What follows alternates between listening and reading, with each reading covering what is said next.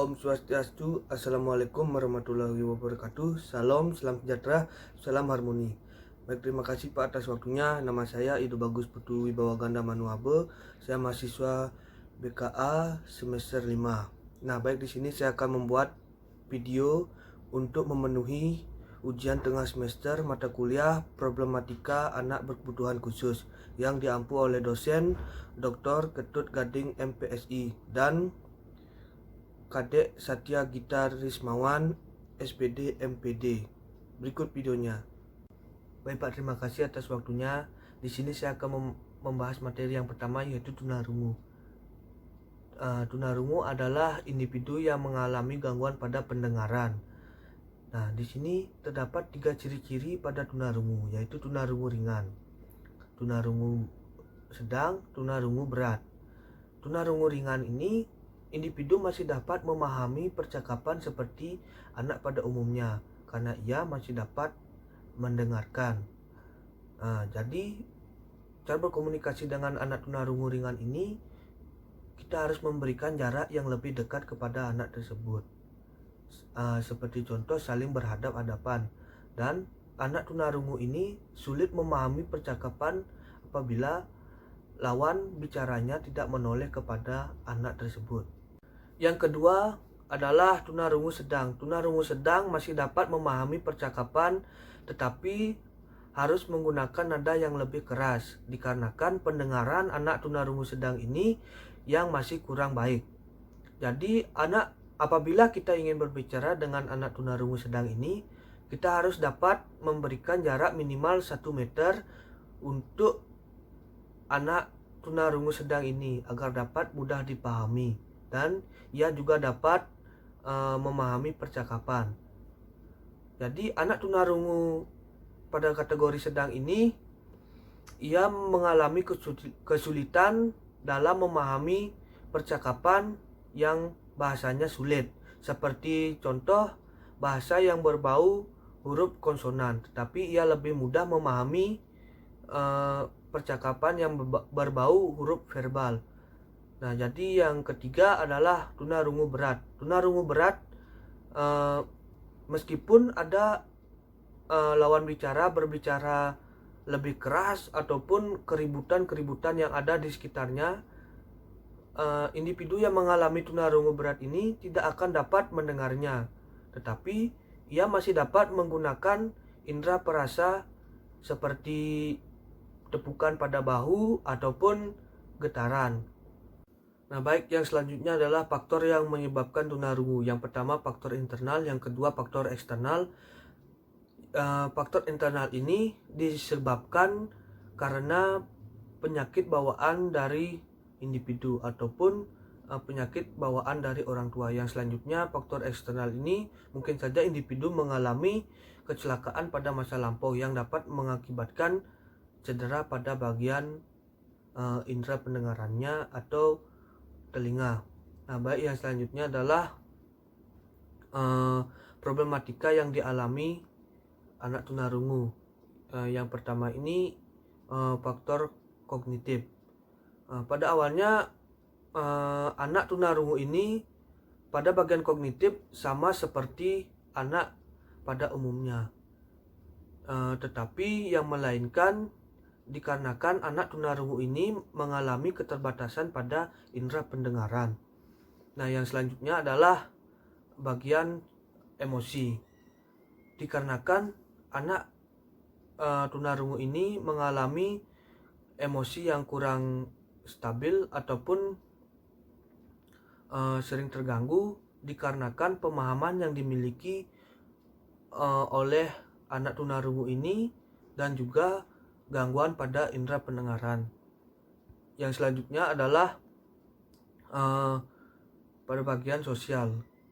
Dikarenakan anak kebutuhan khusus tunarungu ini memiliki keterbatasan dalam indera pendengaran, sehingga mengakibatkan sulitnya beradaptasi terhadap lingkungan sekitar.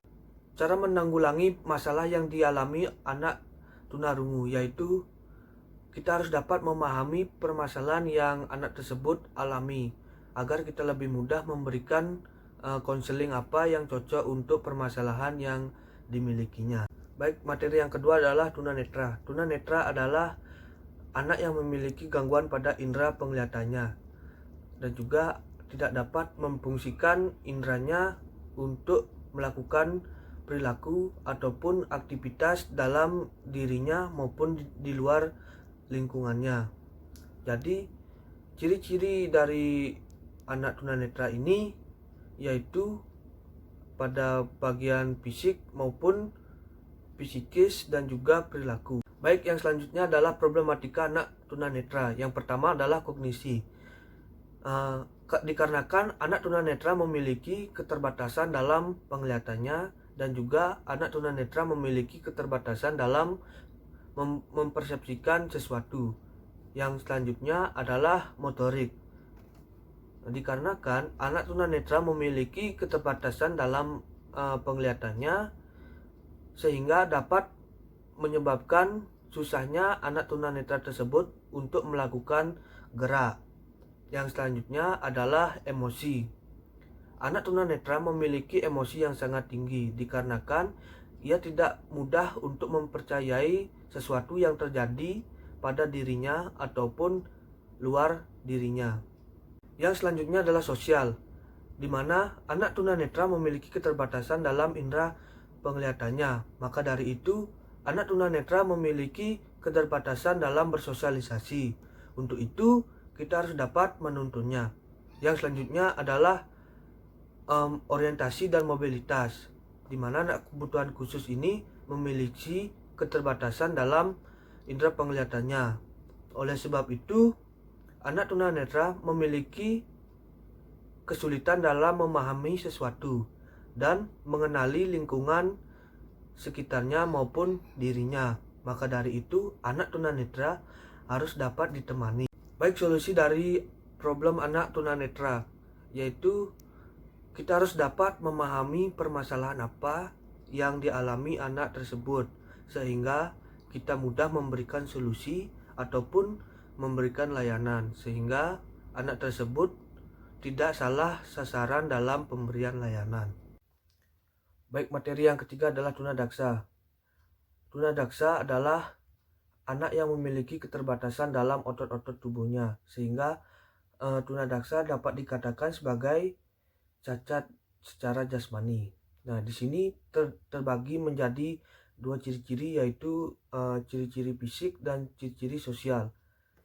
Jadi ciri-ciri fisik itu anak tunadaksa memiliki keterbatasan ataupun kurangnya memiliki kesempurnaan dalam bagian jasmani. Yang kedua itu sosial, dikarenakan keterbatasan tubuh anak tunadaksa mengakibatkan sulitnya dalam bersosialisasi ataupun menyesuaikan dirinya kepada lingkungan. Nah, baik, di sini saya akan membahas tentang problematika anak tunadaksa. Di sini dibagi menjadi bagian pribadi dan juga bagian sosial.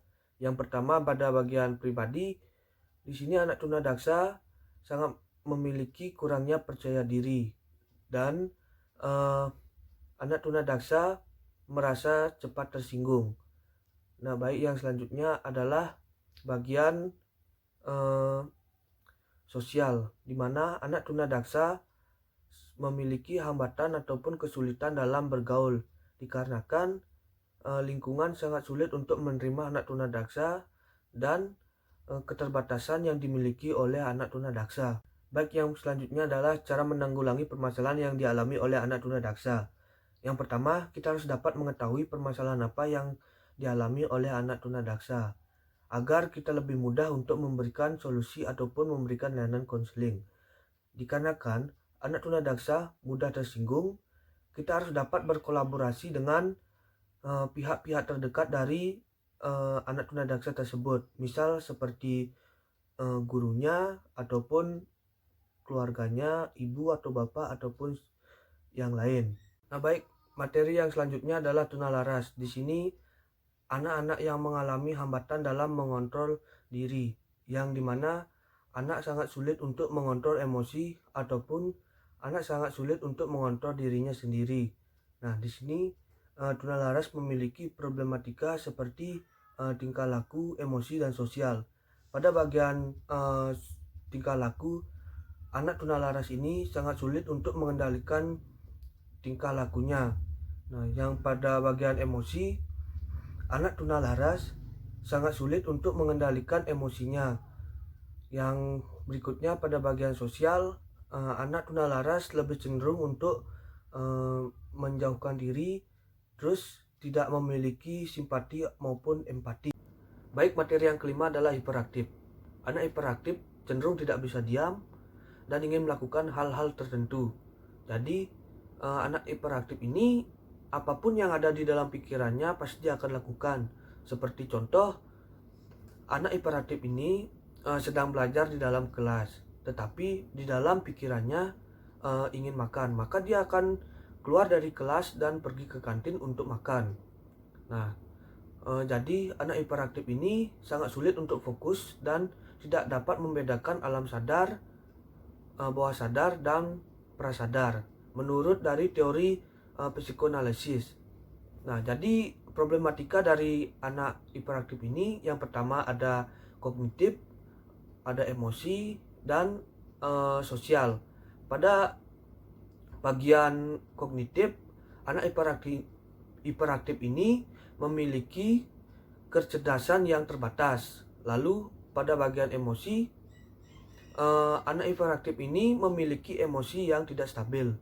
Pada sosial, anak hiperaktif ini tidak dapat bersosialisasi dan tidak dapat menyesuaikan dengan lingkungan di dalam ataupun di luar dirinya. Baik, materi yang keenam atau materi yang terakhir adalah tunawicara. Tunawicara adalah individu yang mengalami keterbatasan dalam berbicara secara normal atau mengalami gangguan pada indera pendengaran. Anak tunawicara ini sudah pasti tidak bisa mendengar dan sudah pasti juga tidak bisa berbicara. Anak tunawicara ini ada kaitannya juga dengan anak tunarungu. Anak tunarungu dia sama-sama tidak bisa mendengarkan, tetapi anak tunarungu belum tentu juga dia tidak bisa berbicara. Baik, yang selanjutnya itu ada problematik yang dialami anak tunawicara, yaitu pada bagian sosial, dia itu sangat sulit untuk berinteraksi kepada lingkungan sekitarnya. Anak tunawicara ini sulit untuk berkomunikasi kepada teman ataupun orang-orang terdekatnya. Baik Pak, sekian video yang dapat saya sampaikan.